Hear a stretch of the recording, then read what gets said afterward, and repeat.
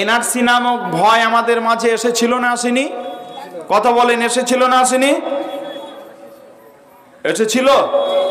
এনআরসির ভয় আমাদের মাঝে এসেছিল, এসেছিল। ওই সময় বিভিন্ন জন বিভিন্ন রকম ভাবে কথা বলেছে, আমরাও বলেছি, প্রতিবাদ করেছি। বিভিন্ন মানুষ বিভিন্ন রকম ভাবে প্রতিবাদ করেছে। কি বলেছে ওই সময়? বলেছে বিশ্ব নবীর শিষ্য মারা, বিশ্ব নবীর শিষ্য মারা, নেই কমদের ভয়, আল্লাহর হুকুম মানব মরা নবীজির তরিকায়, নবীজি মদের পথের পথি, কোরআন দিশারি, আলেম ওলামা তার চারা আজ সারি সারি, সরকার দেখায় ভয়, সরকার দেখায় ভয়, এনআরসির দ্বারায় সরকার দেখায় ভয়, সিএর দ্বারায় এই ভারতে বেঁচে থাকা তোদের অধিকার নেই। কেন দেশ স্বাধীনের সময় তোরা রক্ত দিলি না, আজ কি করে বলিস তোরা ভারত আমার মা? জি ভাই, ওই সময় প্রতিবাদ হয়েছে বিভিন্ন জায়গায়, আমরা এভাবে প্রতিবাদ জানিয়েছি। তা আমি আপনাদের সামনে বলতে চাচ্ছি, যেটা আমরা সফলতা পাবো কোথায়? আল্লাহর দাসত্ব যদি করি, আল্লাহর কথা যদি মেনে নিতে পারি, শুধুমাত্র আল্লাহ পাক রব্বুল আলামিনের কথা মতো যদি তার ইবাদত করতে পারি, রবকে রব বলে মেনে নেওয়ার পরে যদি তার ইবাদত করতে পারি, তাহলে আল্লাহ বলছেন আমি নগদানগদি তোমাদেরকে দুটি জিনিস দেব। একটা হলো তোমরা কোনোদিন ক্ষুধার্ত থাকবে না, তৃষ্ণার্ত থাকবে না, আর তোমাদেরকে কেউ ভয় দেখাতে পারবে না। এখন আমাদেরকে ভয় দেখাচ্ছে, মানে আমরা আল্লাহর ইবাদতে নেই, এই জন্য আল্লাহ পক্ষ থেকে আমাদেরকে এই আযাবগুলো আমাদের কাছে পতিত হচ্ছে। জি ভাই, এবার চলুন আমি আপনাদের সামনে আর একটা কথা বলি, তারপরে আমি এই আয়াতের বাকি কথাগুলো বলবো। আমি আপনাদেরকে বলছি, তাহলে সফলতা কোথায় আছে? মসজিদে আছে। সফলতা কোথায় আছে জোরে বলেন? মসজিদে আছে। মসজিদে যেতে পারলে আমাদের সফলতা আছে, যদি না যায় তাহলে বিফলতা আছে। তাহলে এক নম্বরে পেলাম আজকে আন-নূর একাডেমি কোরআন হিফজুল কোরআন মাদ্রাসাতে আপনার ছেলেকে আপনার মেয়েকে আপনি মাদ্রাসায় পড়তে পাঠাবেন। আপনার ছেলেটা হাফেজ হবে, আপনার মেয়েটা ভালো করে কোরআন শুদ্ধভাবে পড়া শিখবে। সে নামাজের যতগুলো দোয়া আছে সবগুলো সে শিখতে পারবে। এগুলো যদি সে শিখে নিতে পারে, তাহলে ওই মেয়েটি, আপনার ছেলেটি সফল হয়ে যাবে। আপনি পিতা হিসাবে সফলতা অর্জন করবেন। আর যদি আপনি এই মাদ্রাসাতে না পাঠান, কাবিলপুরে না পাঠান, আপনার মেয়েকে আপনার ছেলেকে যদি ইসলামী তরিকাতে জীবন ধারণের ব্যবস্থা যদি আপনি জীবদ্দশায় করতে না পারেন, তাহলে আপনি পিতা হিসাবে একজন নাকাম পিতা, আপনি একজন ব্যর্থ পিতা। আপনি সফলতা পেলেন না, আপনি পৃথিবীতে নাকাম হয়ে গেলেন। বন্ধুরা আমার, আল্লাহ রাব্বুল আলামিন তিনি আরো গুরুত্বপূর্ণ কিছু কথা বলেছেন। আল্লাহ রাব্বুল আলামিন বলেন, শুনে নাও, আমি আল্লাহ রাব্বুল আলামিন একটা গুরুত্বপূর্ণ ইবাদত দিয়েছি। ওই ইবাদতটা 1 মাস যাবত তোমাদের করতে হয়। ওই ইবাদতটার নাম হলো, আমরা গত কয়েকদিন আগে আমরা ইবাদতটা কমপ্লিট করলাম। ওই মাসটার নাম হলো, ইবাদতের মাসটার নাম হলো রমজান মাস। রমজানের সিয়াম আমরা পালন করলাম। যে মানুষগুলো রমজানের সিয়াম পালন করেছি আমরা, আমি বিবাহ করেছি বোঝাবার জন্য বলছি।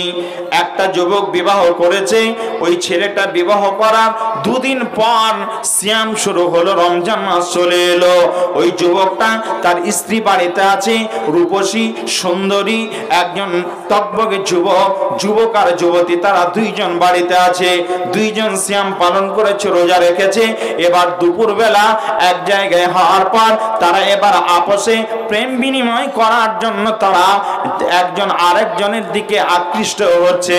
আল্লাহ বলছেন, না, ওই জায়গাতে তুমি যেতে পারবে না, ওখান থেকে তোমাকে পিছিয়ে আসতে হবে। কেন না, তুমি সিয়াম পালন করছো, তুমি রোজাদার সাইম, এই জন্য তুমি কাজটা করতে পারবে না। বন্ধুরা আমার, এই যে আপনার এত প্রখর রোদ, এত কষ্টের জীবন আমরা যাপন করছি, আজকে এই প্রখর রোদে অনেক মানুষ আপনার নফল সিয়াম পালন করছে। ভাইরা আমার, মায়েরা আমার, আমি আপনাদের সামনে বলছি শুনুন, বিশ্বনবী বলছেন যে মানুষগুলো এত কষ্ট সিয়াম পালন করলো ওই মানুষগুলোই সফলতা অর্জন করবে। আমরা যদি আল্লাহকে সবাই মিলে এক বাক্যে বলি মাবুদ গো, আমরা এত কষ্ট করে সিয়াম পালন করছি, প্রখর রোদ, আমরা সারাদিন কিছু খাইনি, দুপুর বেলা গলা শুকিয়ে গেছে, বুক যেন ভিতরটা যেন মরুভূমির মতো হয়ে গেছে, এমন সময় কোল্ড ড্রিঙ্কসের সম্ভার ঘরের মধ্যে আছে, আপনি একা আছেন ঘরে আর কেউ নেই আপনার ঘরে। এবার আপনি ঘরে ঢোকার পর ওই কোল্ড ড্রিঙ্কসটা হাতে নিয়েছেন, এক গ্লাস পান করবেন নিয়ত করেছেন, আপনি সিয়ামরত অবস্থা আছেন, রোজাদার, আপনি রোজায় আছেন, এমন সময় ওই কোল্ড ড্রিঙ্কসের বোতলটা নিয়ে যখন খাওয়ার নিয়ত করছেন, খাবো বলে সিদ্ধান্ত নিচ্ছেন, আল্লাহ বলছেন না তুমি খেতে পাবে না। কেন না, তুমি রোজা রেখেছো এই জন্য তুমি খেতে পাবে না, তুমি একজন সাইম এই জন্য খেতে পাবে না। বন্ধুরা আমার, এবার আমরা সবাই মিলে, এতগুলো মানুষ আমরা বসে আছি, সবাই মিলে যদি আল্লাহকে বলে আল্লাহ আমরা কেন রমজানের সিয়াম পালন করব, এত কষ্টের জীবন কেন আমরা অতিবাহিত করব? আল্লাহ আপনি কেন এত কষ্টের এই ইবাদতের প্যাটার্নটা দিলেন? আল্লাহকে যদি এই কথাটা বলি, আল্লাহ সঙ্গে সঙ্গে প্রত্যুত্তর বলবেন লাআল্লাকুম তাত্তাকুন, আমি আল্লাহ তোমাদেরকে এই জন্য দিয়েছি যাতে করে তোমরা মুত্তাকি হতে পারো। কি জন্য দিয়েছেন? রোজাটা কেন দিয়েছেন আল্লাহ? জোরে বলেন। মুত্তাকি বানানোর জন্য আল্লাহ তাআলা রোজাটা দিয়েছেন। নবীজি তিনি একদিন হঠাৎ করে মেম্বারে উঠলেন। আপনাদের এলাকায় যত মসজিদ আছে, জুম্মা মসজিদ, যেই মেম্বারে উঠে খুতবা দেওয়া হয় ওই মেম্বারে 3টে ধাপ আছে। প্রথম ধাপিতে পা দিয়ে নবীজি আমিন বললেন, দ্বিতীয় ধাপিতে পা দিয়ে নবীজি আমিন বললেন, তৃতীয় ধাপিতে পা দিয়ে নবীজি আমিন বললেন। নবীজি যখন 3বার আমিন বললেন, এই দৃশ্য সাহাবীরা কোনোদিন দেখেননি, সাহাবীদের জীবদ্দশায় এরকম ঘটনা কোনোদিন ঘটেনি। আল্লাহর নবীর সাহাবীরা জিজ্ঞাসা করছেন কিলা ইয়া রাসূলুল্লাহ, হে নবী আপনার তো আশ্চর্য একটা জিনিস দেখলাম, আপনার মুখ থেকে শুনলাম 3টা ধাপিতে উঠলেন আর 3বার আপনি আমিন বললেন, কারণটা কি? কি জন্য আপনি আমিন বললেন? নবীজি বলছেন শুনে নাও আমি কেন আমিন বলেছি। নবীজি বলছেন ক্বালা ইন্না জিবরিল আতানি, আমার কাছে জিবরাইল এলেন, আর আসার পর ফাকালা মান আদরাকা শাহরা রমাজানা, যে মানুষগুলো রমজান মাস পেল, জিবরাইল আসার পর আমাকে বলছেন যে মানুষগুলো রমজান মাস পেল, এক মাসে রমজান মাস পার পার যে মানুষগুলো ওয়ালাম ইগফার লাহু, নিজের জীবনের গুনাহগুলো মাফ করে নিতে পারলো না, ওই লোকগুলোর জন্য নবীজি বলছেন ফাদাখালান নারা, ওই লোকগুলো যেন জাহান্নামে প্রবেশ করে। বিশ্বনবী বলছেন শুধু এই জায়গাতে জিবরাইল যদি ছেড়ে দিতেন আমি এত কষ্ট অনুভব করতাম না, কিন্তু নবীজি বলছেন জিবরাইল আর একটা শব্দ বাড়তি বললেন ফাআবাদাহুল্লাহ, ওই মানুষগুলো যেন চিরস্থায়ী জাহান্নামী হয়ে যায়। ও মুসলমান, এখন আমি আপনাদের জন্য সবার সামনে যদি আমি বলি, এরকম বাক্য যদি বলি আল্লাহ আপনাদের সকলকে জাহান্নামী বানিয়ে দেন, এটা নেক দোয়া হলো না বদদোয়া হলো? কথা বলেন, নেক দোয়া না বদদোয়া?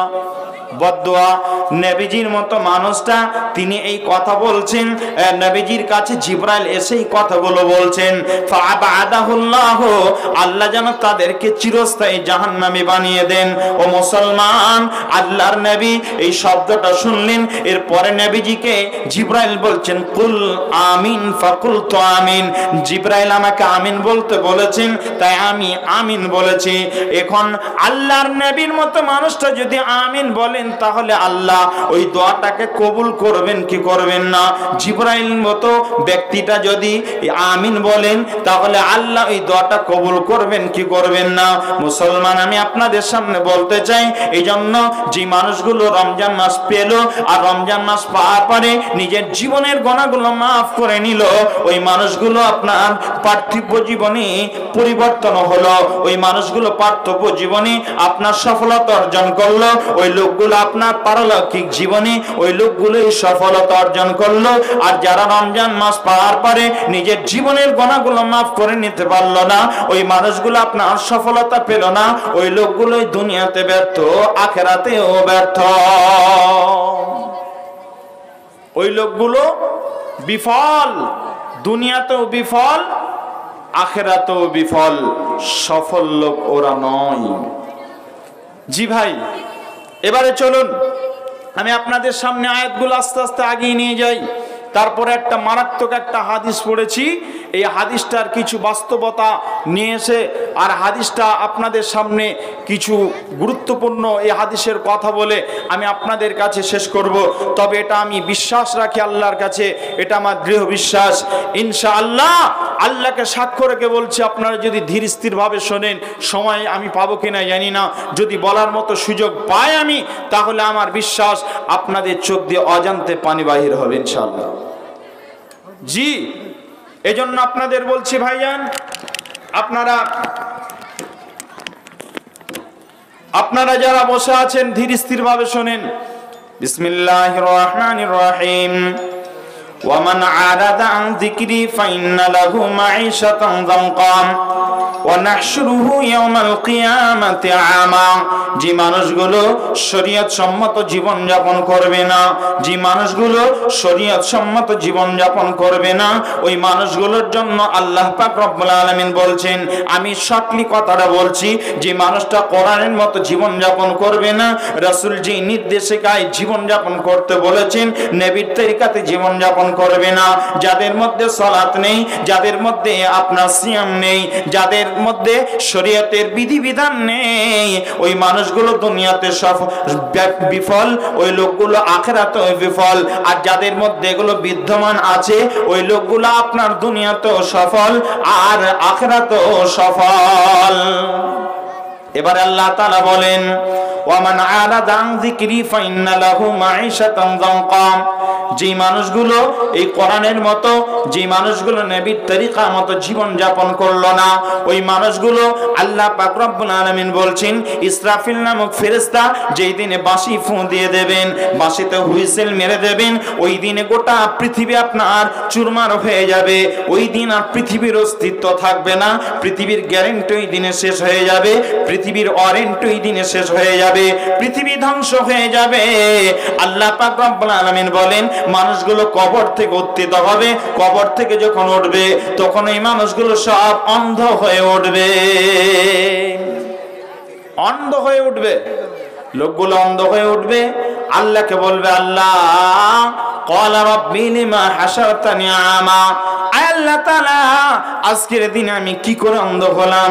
আমি তো চক্ষুষ্মান, চোখওয়ালা ছিলাম দুনিয়াতে, আজকে কি করে আমি অন্ধ হয়ে গেলাম? আল্লাহ বলবেন, শুনে নাও, ক্বালা রাব্বি লিমা হাশারতানি আমা।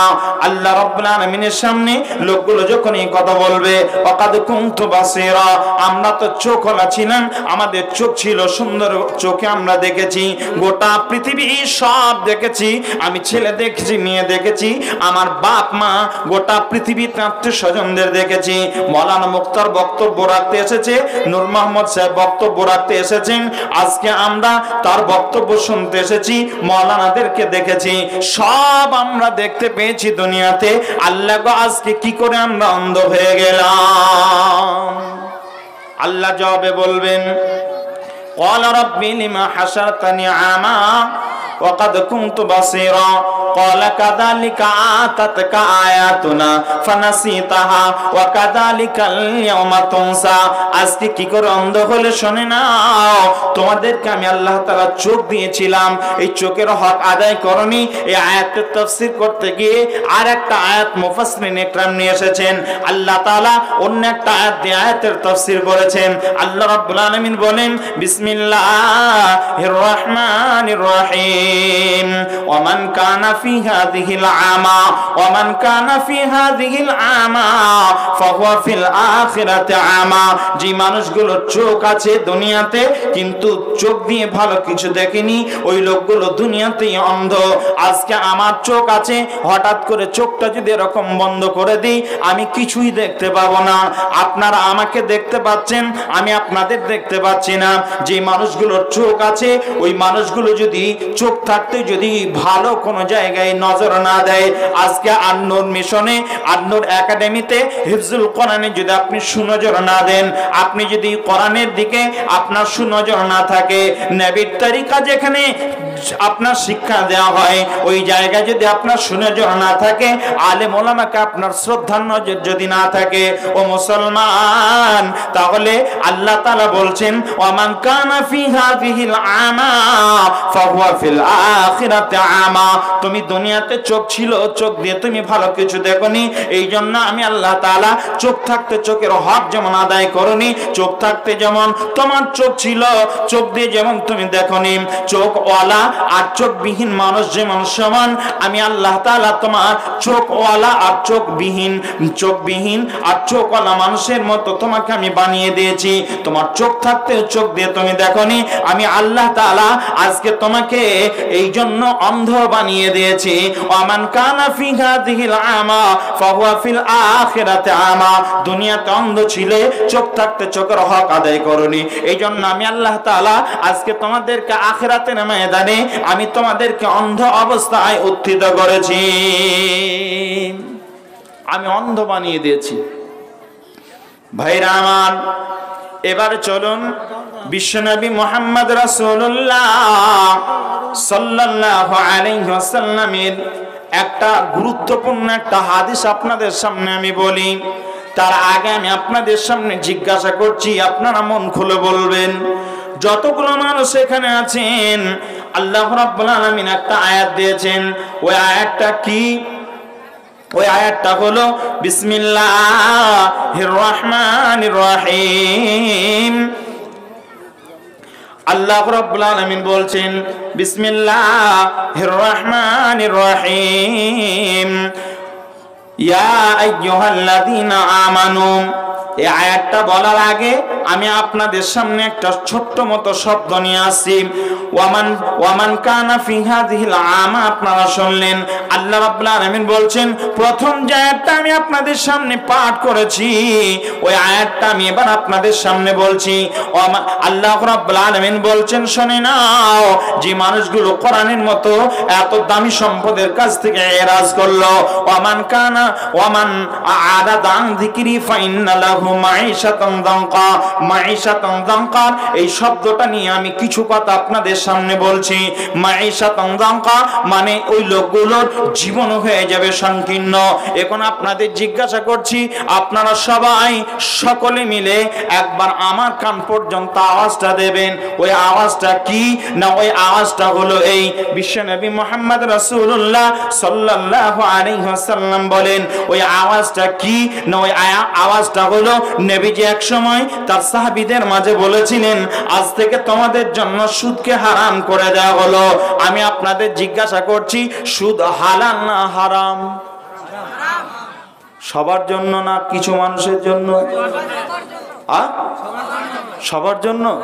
আল্লাহ বলছেন বিসমিল্লাহির রহমানির রহিম, ইয়া আইয়ুহাল্লাযীনা আমানু ইয়া আইয়ুহাল্লাযীনা আমানু তাকুল্লাহ ওয়া যারু মা বাকিয়া মিনার রিবা ইন কুনতুম মুমিনিন। হে ঈমানদারেরা, যারা আল্লাহকে ভয় করো, শুনে নাও, যদি তোমরা আল্লাহকে ভয় করার পর যদি নিজেকে মুমিন বলে দাবি করো, তাহলে সুদের মতো জঘন্য পাপ থেকে তোমরা নিজেকে পরহেজ করে নাও। এই সুদ তোমাদের খাওয়া যাবে না যদি তোমরা নিজেকে মুমিন বলে দাবি করো। তাহলে আয়াত থেকে বোঝা যায় যারা মুমিন নয় তাদের জন্য কি সুদ হালাল? হারাম। আবার সুদ যদি হারামই হবে তাহলে কিছু মানুষ যে একদম হালাল মনে করে চালাচ্ছে গো, তারা তো মুসলমান, আমাদের ঘরের সন্তান। খাচ্ছে কি খাচ্ছে না? খাচ্ছে। তাহলে সুদ সবার জন্য হালাল নয়। কিছু মানুষের জন্য হারাম, আর কিছু মানুষের জন্য যারা খাচ্ছে হালাল মনে করে, এরা মুমিন নয়। নিজেকে মুমিন বলে তারা দাবিও করে না, আর মুমিন বলে নিজেকে পরিচয় দেয় না, আর মুমিন হব এই আশাও রাখে না হয়তো, যার জন্য তারা একইভাবে 100 মাইল বেগে চালিয়ে যাচ্ছে। আমার গ্রামে একজন মানুষ আছে, আমার ভাই সম্পর্কে হয়, আমি তাকে মাঝে মধ্যে বলি, ভাই অনেক হয়েছে, এবার ছেড়ে দাও, তুমি তওবা করে নাও, আল্লাহ হয়তো তোমাকে মাফ করে দিতে পারে। বহু কিছু করেছো, সুদের ব্যবসা করতে গিয়ে, সুদের কারবার করতে গিয়ে বহু কিছু করেছো, এখন ইস্তেগফার করো, আর যা পাও ওগুলো সব ছেড়ে দাও, তওবা করে নাও। আমাকে বলছে, ভাই ঠিকই বলছিস, কিন্তু লোভ সামলাতে পারছি না। 1 কোটি টাকা পাই রে আমার কাছ থেকে, আমি একজনের কাছ থেকে 1 কোটি টাকা পাই, নিয়েছে 1 লাখ টাকা, 1 কোটি টাকা হয়েছে, কি করে ছাড়বো? আমি তো ভাবছি ওই রাস্তার ধারে রোডের পাশের ওই জমিটা দখল করব, ওই জমিটা আমার নামে লিখে নেব। জি, তা এরকম চিন্তা ভাবনা করছে, ছাড়ছে না। আর দেখবেন এই করতে করতে করতে করতে আল্লাহ তার কালেমা নসিবও করবে না, তওবা করার সুযোগও পাবে না, এই অবস্থাতে এই হালাতেই শেষ হয়ে যাবে। এরা মুমিন হতে পারবে না। ভাইয়ান, এই আয়াতটা যখন নাজিল হলো, হযরতে ইবনে আব্বাস নবীর চাচা, তখন উনি বড় সুদারু, অনেক বড় সুদের ব্যবসাদার ছিলেন। আয়াতটা শুনতে পেলেন, দৌড়াতে দৌড়াতে নবীর কাছে গেলেন, নবীকে বলছেন, চাচা আমার নামে ভাতিজা কোনো আয়াত এসেছে আল্লাহর তরফ থেকে, কোনো সিদ্ধান্ত এসেছে নাকি? বললেন, হ্যাঁ, কোরআনের আয়াত এসেছে। এই আয়াতটা পড়ে শুনিয়ে দিলেন, বিসমিল্লাহির রহমানির রহিম, ইয়া আইয়ুহাল্লাযীনা আমানুত্তাকুল্লাহ ওয়া যারু মা বাকিয়া মিনার রিবা ইন কুনতুম মুমিনিন। এই আয়াতটা শোনার পর হযরত ইবনে আব্বাস রাদিয়াল্লাহু তাআলা আনহু বলছেন, আজ থেকে আমি সুদের কারবার করব না, আমি যেটা পেতাম সব মানুষকে আমি দিয়ে দিলাম, আর আমি আসল নেব না, আমি আমার ওই বর্ধিত টাকাটাও নেব না। ওই মানুষগুলো আল্লাহর প্রতি কত, আল্লাহকে খুশি করার জন্য কত তাদের ত্যাগ ছিল, এই জন্য আল্লাহ তাআলা তাদের এই আমলের উপরে, এই কাজের উপরে আল্লাহ তাআলা সন্তুষ্ট হয়ে তাদের নামের শেষে রাদিয়াল্লাহু তাআলা আনহু এই শব্দটা যোগ করে দিয়েছেন। জি, এই শব্দ তো যার তার নামের শেষে হবে না। তা আমি আপনাদের সামনে এবারে বেশি কথা নয়,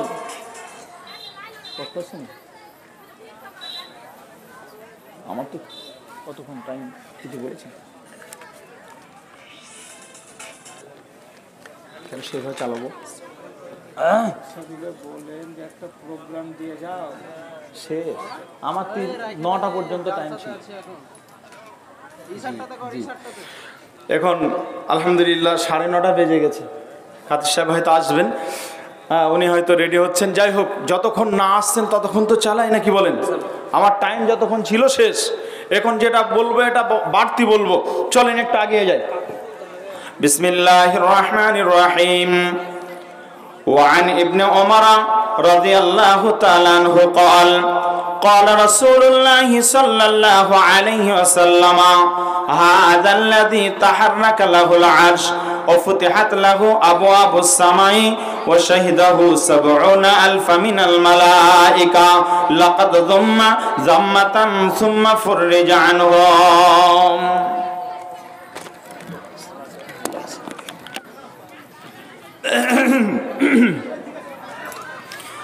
নবীজি এই হাদিসটা ইবনে ওমর রাদিয়াল্লাহু তাআলা আনহু বর্ণনা করছেন। এই হাদিসের প্রেক্ষাপট বলার, মানে হাদিসটা বলার আগে কিছু প্রেক্ষাপট আপনাদের সামনে উপস্থাপন করছি, ভালো করে শোনেন, মন দিয়ে শোনেন। আমি আপনাদেরকে জিজ্ঞাসা করছি, ভাই আপনাদেরকে আমি জিজ্ঞাসা করছি, এরপরে আপনাদের কাছ থেকে আমার কিছু কথা আছে আমি আপনাদেরকে এখন দিচ্ছি, আর আপনাদের কাছ থেকে আমি সংক্ষেপে কিছু নেব। এই দেওয়া নেওয়া এরই মাঝে মহব্বত বাড়ে, এই জন্য আমি আপনাদের কাছে এখন দিচ্ছি, যখন হাত বাড়াবো তখন আপনারাও দেবেন, যেহেতু আপনাদের কাছে আমি এখন রাখছি, দিচ্ছি। জি ভাই, তা আমি আপনাদের সামনে আদায়টা করে শেষ করবো, সময় শেষ, 10টা পর্যন্ত চালাই। হ্যাঁ, তো ভাইজান আমি যেটা বলছি সেটা শোনেন। নবীজি কি বললেন? নবীজি বলছেন যে আমি আপনাদের সামনে ওই নবীজির হাদিসটা বলার আগে একটা প্রেক্ষাপট বলছি। প্রেক্ষাপটটা কি আসলে ব্যাপার হলো, সময় খুব শর্ত, আমি তাড়াহুড়ো করতে যাচ্ছি, কোনটা বলবো কোনটা ছাড়বো এটা ভাবছি, যার জন্য এই কথাগুলো হয়তো এদিক ওদিক হয়ে যাচ্ছে। আমি আপনাদের সামনে এবার আমার দিকে অ্যাটেনশন হন, আমি কিছু কথা আপনাদের সামনে বলছি। আমি আপনাদের বলছি ইসলামের প্রথম যুদ্ধ যেটা হয়েছিল ওই যুদ্ধটার নাম কি? বদর যুদ্ধ। বদর যুদ্ধ ইসলামের পক্ষ নিয়ে মানে মুসলমানদের পক্ষ নিয়ে যুদ্ধ করতে গিয়েছিলেন, তাদের সংখ্যা কত ছিল? 313 জন ছিল। আর তাদের বিপক্ষে যারা এসেছিলেন কাফেরদের সংখ্যা ছিল 1000-এর অধিক। তা আমি আপনাদের সামনে যেটা বলতে চাচ্ছি সেটা হলো ওই বদর যুদ্ধ ফরজ হয়েছিল 17 রমজানে। আল্লাহ রাব্বুল আলামিন বলেছেন বিসমিল্লাহির রহমানির রহিম, ইয়া আইয়ুহাল্লাযীনা আমানু কুতিবা আলাইকুমুস সিয়াম, কুতিবা আলাইকুমুস সিয়াম, আল্লাহ রাব্বুল আলামিন সিয়ামকে ফরজ করেছেন। ঠিক একই ভাবে আল্লাহ তাআলা আরেকটা আয়াত দিলেন, ইয়া আইয়ুহাল্লাযীনা আমানু কুতিবা আলাইকুমুল কিতাল, আমি আল্লাহ তাআলা যুদ্ধকে ফরজ করেছি তোমাদের উপরে। ও মুসলমান, আমি আপনাদের সামনে একটা কথা বলতে চাচ্ছি। কথাটা হলো এই, আল্লাহ রাব্বুল আলামিন তিনি আমাদের কাছে এই যুদ্ধ নামক এত কঠিন একটা ইবাদত কেন দিলেন? এই ইবাদতটা দিলেন এই জন্য, আল্লাহ রাব্বুল আলামিন এই কঠিন ইবাদতটা দিয়েছেন এই জন্য। ভাইরা আমার, আমি আপনাদের সামনে যেটা এবার বলছি সেটা হলো এই যুদ্ধতে মুসলমানরা 313 জন যারা আপনার ইসলামের পক্ষ নিয়ে যারা যুদ্ধ করতে গিয়েছিলেন, তাদের মধ্যে আপনার 14 জন সাহাবী মারা গিয়েছিলেন, শাহাদাত বরণ করেছিলেন। তাহলে বেঁচে ফিরেছিলেন কতজন? বেঁচে ফিরেছিলেন আপনার 299 জন। কতজন? 299 জন। এই 299 জনের মধ্য থেকে আমি আপনাদের সামনে একজনের কথা বলবো। ও মুসলমান, এই যুদ্ধটা এমন একটা যুদ্ধ ছিল, ইসলামের প্রথম যুদ্ধ। এই যুদ্ধটা এত ভয়ঙ্কর যুদ্ধ ছিল, এই যুদ্ধে যে মানুষগুলো ইসলামের পক্ষ নিয়ে যুদ্ধ করতে গিয়েছিলেন, আল্লাহ তাআলা তাদের জীবনের আগের গুনাহ আল্লাহ তাআলা সব মাফ করে দিয়েছিলেন। শুধু তাই নয়, যে মানুষগুলো যুদ্ধ করে ফিরে এসেছিলেন বদরি সাহাবীদের, আর বাকি জীবনে গুনাহ লেখা হয়নি, তাদের গুনার কলমটাকে রদ করে দেওয়া হয়েছিল। এই সাহাবীদেরকে বলা হয় বদরি সাহাবী। এদের মধ্য থেকে একজন সাহাবীর কথা আমি আপনাদের সামনে উপস্থাপন করছি, শুনেন। আল্লাহর নবীর সাহাবীরা যখন যুদ্ধের ময়দানে তুমুল যুদ্ধে মেতে গেলেন, কেন আল্লাহ তাআলা কেন এদের জীবনের গুনাহগুলো মাফ করে দিলেন, আর বাকি জীবনে যুদ্ধের আগের গুনাহ মাফ করলেন, আর যুদ্ধ করার পরেও তাদের গুনাহ লেখা হলো না? কেন হলো না? কেন হলো না? তার কারণ বর্ণনা করতে গিয়ে বিশ্বনবী আমার তিনি বলেছেন এই জন্য যে এই যুদ্ধটা ছিল একদম আপন আত্মীয় স্বজনদের মধ্যে, নিকট আত্মীয় স্বজনদের মধ্যে যুদ্ধটা ছিল। একদিকে ছিল বাপ, অপর দিকে ছিল সন্তান, একদিকে ছিল চাচা আর একদিকে ছিল ভাতিজা, একদিকে ছিল মামা আর একদিকে ছিল ভাগনা। এরকম আত্মীয় স্বজনদের মধ্যে যুদ্ধটা সংগঠিত হয়েছিল। বিশ্বনবী মুহাম্মদ রাসূলুল্লাহ সাল্লাল্লাহু আলাইহি ওয়াসাল্লামের সাহাবীদের মধ্য থেকে একজন সাহাবী যুদ্ধের ময়দান থেকে ফিরে আসার পর, সাহাবীরা যখন যুদ্ধের ময়দান থেকে ফিরে এলেন, যুদ্ধের অনেক কথা আছে, আমি আপনাদের সামনে যেটা মেন কথা সেটা বলার চেষ্টা করছি। ওই যুদ্ধ থেকে ফিরে আসার পর এবার সাহাবীদের নিয়ে নবীজি সমালোচনা করছেন, পর্যালোচনা করছেন যে কোন কোন জায়গায় আমাদের ভুল হয়েছে, এগুলোকে বলা হয় পর্যালোচনা। আপসের মধ্যে আলোচনা করছেন, এমন সময় একজন সাহাবী তার চোখের পানি যেন কেউ থামাতে পারছে না, কেঁদে চলে যাচ্ছেন, কাঁদছেন আর কাঁদছেন। এমন সময় নবীজির এই সাহাবীর ব্যাপারে জিজ্ঞাসা করছেন সাহাবীদের, বলো এই সাহাবীটা কেন এত কান্না করছে? যে কান্না করছে তাকে জিজ্ঞাসা করছে তুমি কান্না করছো কেন? যেমনি নবীজি জিজ্ঞাসা করেছেন, কান্নার রোল আরো বেড়ে গেছে। ও মুসলমান, এই অবস্থাতে আল্লাহ পাক রব্বুল আলামিনের নবী তিনি জিজ্ঞাসা করছেন, বলো বলো কেন তোমরা এই সাহাবীর কান্নাটা কেন এত বেশি হচ্ছে, তোমরা কি জানো? একজন সাহাবী বলছেন, রাসূলুল্লাহ আপনি যদি আমাকে বলার অনুমতি দেন তো আমি বলতে বলতে পারবো। আল্লাহর নবী বলছেন আর তাহলে তুমি বলো, বর্ণনা করো। বিশ্বনবী বলছেন এ রাসূলুল্লাহ, যুদ্ধ যখন তুমুল যুদ্ধ চলে, যুদ্ধ চলতে চলতে চলতে চলতে এক পর্যায়ে যখন বীর বিক্রমে যুদ্ধ চলছে উভয় পক্ষে, যখন যুদ্ধ চলছে, যুদ্ধ চলতে চলতে এক পর্যায়ে এর বাপ এসে সামনে এসে হাজির হয়ে গেছে।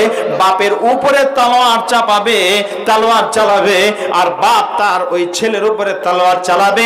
দুইজনের চোখ চোখাচোখি হয়ে গেছে। এমন সময় কেউ কাউকে আর মারতে পারল না। আস্তে আস্তে তলোয়ার নামিয়ে নিল। বাপ বেটাকে মারতে পারলো না, আর বেটা বাপকে মারতে পারলো না। এই অবস্থাতে যখন তাদের এই অবস্থা যখন হলো, আস্তে আস্তে আস্তে আস্তে তলোয়ার নেমে গেল। তখন নবীজি বলছেন, তলোয়ার যখন নেমে নেওয়া হলো, নবীজির সাহাবী বলছেন এমন সময় অদূরে দুইজন তিনজন সাহাবী এটা লক্ষ্য করলেন। লক্ষ্য করার সময় বিশ্বনবী আমার বলছেন, এবার যখন লক্ষ্য করলেন, ওই সাহাবী বিশ্বনবী নয়, সাহাবী নবীজির সামনে বলছেন এ রাসূলুল্লাহ, যখন লক্ষ্য করা হলো আমরা তখন দেখলাম এই লোকটা তো আর তার বাপকে হত্যা করতে পারবে না। এই সাহাবীটা তার বাপের মহব্বত তার দিলে আসার করেছে, যার জন্য তলোয়ার চালাতে পারলো না। মায়েরা আমার, বোনেরা আমার, বাপজিরা আমার, ভাইরা ও মা ভালো করে শুনে নিন। এই অবস্থাতে এই সাহাবীরা দেখছেন তাহলে এর ঈমান তো ঘাটতি দেখা দিয়েছে, ঈমান তো এর মজবুত নেই, ঈমান তো এর নড়বড়ি হয়ে গেছে, ঈমান তো খুব কমজোরি হয়ে গেছে। এমন সময় পাশ থেকে দুটি কোরআনের আয়াত শুনিয়ে দিলেন সাহাবী। ওই আয়াত দুটি কি ছিল? বিসমিল্লাহির রহমানির রহিম, কুল ইন কুনতুম তুহিব্বুনাল্লাহ ফাত্তাবিউনি ইউহিব্বুকুমুল্লাহ ওয়া ইয়াগফির লাকুম যুনুবাকুম ওয়াল্লাহু গফুরুর রহিম। হে নবী, আপনি বলে দেন ওই মানুষগুলোকে, আল্লাহ রাব্বুল আলামিনের নবী বললেন, আল্লাহ রাব্বুল আলামিনের নবী বলছেন, নবীকে বলা হলো, নবীর উপর আয়াত নাযিল করা হলো। ওই আয়াতটা শুনিয়ে দেওয়া হলো সাহাবীকে, কুল ইন কুনতুম তুহিব্বুনাল্লাহ, আল্লাহকে যদি ভালোবাসতে চাও তাহলে তুমি নবীর অনুসরণ করো, নবীর কথা মতো জীবন যাপন করো। আল্লাহ তাআলা তোমাকে ভালোবাসবেন, শুধু ভালোবাসাই নাই, আল্লাহ তোমার জীবনের গুনাহগুলো maaf করে দেবেন। ওয়া ইয়াগফির লাকুম যুনুবাকুম আল্লাহু গফুরুর রহিম, আল্লাহ রাব্বুল আলামিন তিনি ক্ষমা করতে ভালোবাসেন। এরপরে আর একটা আয়াত দেওয়া হলো, ওয়া মা আতাকুমুর রাসূলু ফাখুযুহু ওয়া মা নাহাকুম আনহু ফান্তাহু। বিশ্বনবী মুহাম্মদ সাল্লাল্লাহু আলাইহি ওয়াসাল্লাম বলেন, এই সময়ে আল্লাহর নবী কাছে যখন এই সাহাবীর কাছে যখন আর একটা আয়াত শুনিয়ে দেওয়া হলো, নবীর সাহাবীর কাছে আর একটা আয়াত দেওয়া হলো, আল্লাহর রাসূল যেটা বলেছেন, যেটা আদেশ করেছেন, ওই আদেশটাকে আদেশ বলে মেনে নাও, আর নিষেধটাকে নিষেধ বলে মেনে নাও। এই দুটি আয়াত শোনার পর আর একজন সাহাবী দূর থেকে আর একটা হাদিস শুনিয়ে দিলেন। বিসমিল্লাহির রহমানির রহিম, ওয়া আন আনাস রাদিয়াল্লাহু তাআলা আনহু قال قال رسول الله صلى الله عليه وسلم لا يؤمن أحدكم حتى أكون أحب إليه من والده وولده والناس أجمعين। অতক্ষণ পর্যন্ত তোমরা মুমিন হতে পারবে না যতক্ষণ পর্যন্ত না আল্লাহ এবং তার রাসূলের চাইতে তোমার বাপ মা ভাই বোন আত্মীয় স্বজনকে এবং তোমার মালধনকে বেশি মহব্বত করবে আল্লাহ এবং তার রাসূলের চাইতে, তখন তুমি মুমিন, পূর্ণাঙ্গ মুমিন মুসলমান হতে পারবে না। অতএব শোনো, এই আয়াত আর এই হাদিস যখন শুনিয়ে দেওয়া হলো, এই সাহাবী তার ঈমানি জজবা বেড়ে গেল। সঙ্গে সঙ্গে তিনি করলেন কি, সঙ্গে সঙ্গে তিনি আস্তে আস্তে আস্তে আস্তে তলোয়ারটা তুলে তার বাপকে বললেন, আব্বা আপনি এসেছেন ইসলামের বিরুদ্ধে, মুসলমানের বিরুদ্ধে, নবীর বিরুদ্ধে যুদ্ধ করার জন্য। ওই নবী কত শান্ত, ওই নবী কত ভালো আপনার জানা নেই। আপনি ওই নবীর কথা মতো কালেমাটা পড়ে নেন, নবীর কাছে সান্নিধ্যে গিয়ে আপনি একবার তার সান্নিধ্য গ্রহণ করুন, আপনি কালেমা পড়ে নেন, তাহলে আপনি পরিত্রাণ পেয়ে যাবেন। ওই লোকটা সঙ্গে সঙ্গে বেটার সামনে বলে দিল, আমি কালেমা পড়ার জন্য যুদ্ধ করতে আসিনি। এই কথা বলার সঙ্গে সঙ্গে সন্তান তার বাপের উপরে তলোয়ার চালিয়ে দিল। আর বাপ জায়গাতেই দু টুকরা হয়ে গেল। এই সাহাবী বলছেন, ইয়া রাসূলুল্লাহ, আমার বাপকে আমি নিজের হাতে হত্যা করলাম, আমার বাপকে আমি নিজের হাতে আজকে আমি জাহান্নামে পাঠিয়ে দিলাম।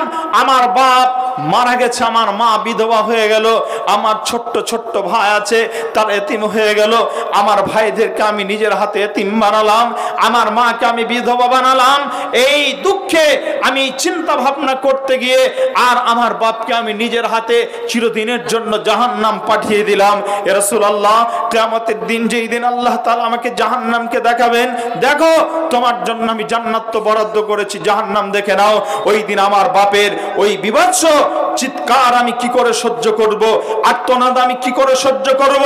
আমার বাপকে আগুনে চেয়ে উপরে নিয়ে চলে আসবে, ওই দৃশ্যটা আমার মনে পড়ছে রাসূলুল্লাহ, যার জন্য আমি কান্নায় ভেঙে পড়ছি।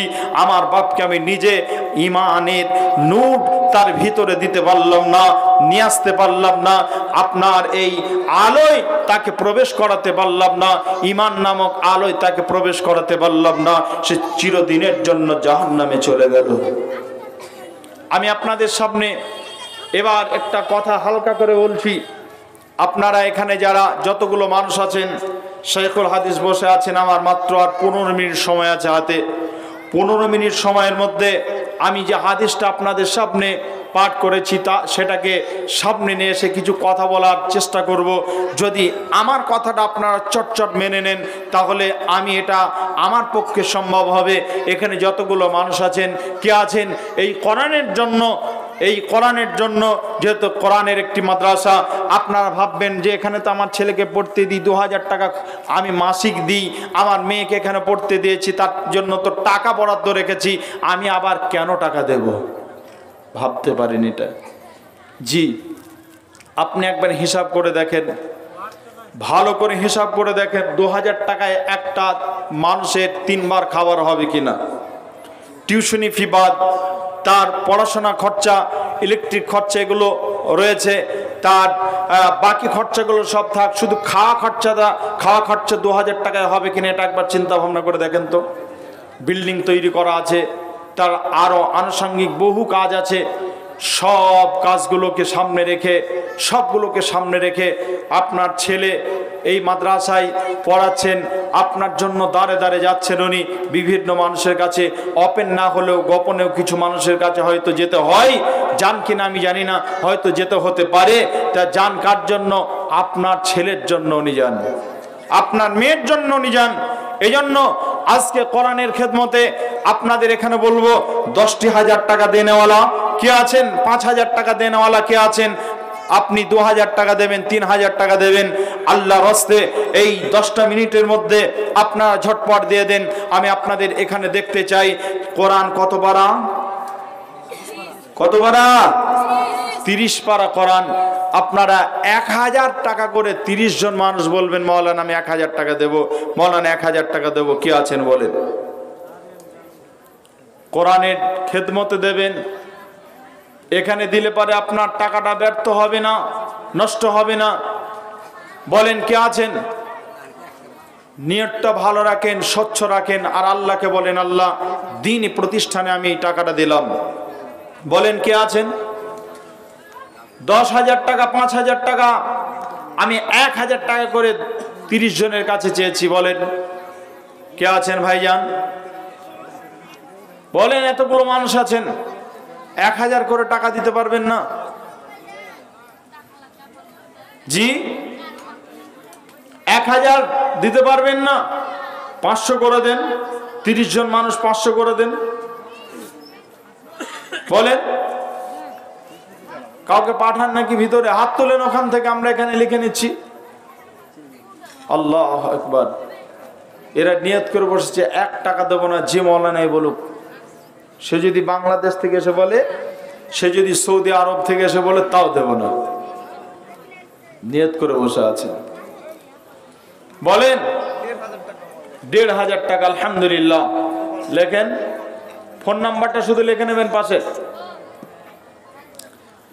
বলেন ভাইজান 500 করে টাকা দিয়ে যান আল্লাহর রাস্তায়। বক্তা আসবেন, আপনাদের আকাঙ্ক্ষিত বক্তা নিয়ে আসবেন। আমি আজকে খুব তাড়াহুড়ো করে কথা বলেছি, কথাগুলো শান্ত মেজাজে বলতে পারলাম না, এটা আমার দুঃখ। যাই হোক, আমি নির্দিষ্ট সময়টা জানতে পারিনি, আমি আগে জানলাম যে আমার আধ ঘন্টার সময়, আধ ঘন্টার মতো শুরু করেছে হামদে সালাম, আমি ছোট্ট করে পড়েছি। তারপরে বাকি কথা তো আস্তে আস্তে যেগুলো একটু লম্বা ছিল সেগুলো আরও শর্ট করেছি, লম্বা কথা শর্ট করে করে করে করে কথা বলেছি। তারপরে এখন আমি আপনাদের কাছে মাত্র 10টা বাজতেই আমি নেমে যাব, আমি আর আপনাদের সামনে থাকবো না।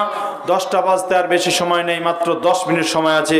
এই 10টা মিনিটের মাঝে আপনারা টাকাগুলো দিতে থাকেন, আর আমি একটা হাদিসটা আপনাদের সামনে শুনিয়ে দিই। বক্তান দিকে যেতে নাকি বলেন ভাই? 500 টাকা যারা দিতে পারবেন না, 200, 150 এগুলোও দেন। মাঝে একজন গেলে হতো না, এক গার্জেন 5000, আলহামদুলিল্লাহ। হ্যাঁ, টুটুল শেখ, ওনার ছেলে পড়ে, হ্যাঁ হোস্টেলে পড়ে ছেলে। এ দেখেন, যে চিনে সে কিনে, একটা কথা আছে যে চিনে সে কিনে। তা উনি চিনেছেন এই প্রতিষ্ঠানকে, প্রতিষ্ঠানটায় কি হয় এটা উনি জেনেছেন, যার জন্য 5000 টাকা দিয়েছেন টুটুল শেখ। আল্লাহর একজন বান্দা টুটুল শেখ 5000 টাকা দিয়েছেন। একবার জোরে বলি নারে তাকবীর, আর জোরে নারে তাকবীর। তাকবীর।